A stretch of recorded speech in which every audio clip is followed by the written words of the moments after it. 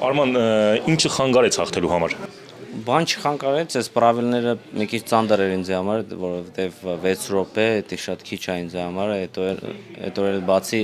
աչոկներ չկար։ Աչոկորեղներ, ես աչոկներով իրան տարելու է, ինքը մի բան չարեց, այնք ամոր пассив կանել էր կանատներու մոտ, մի բան չէր անում։ Այդ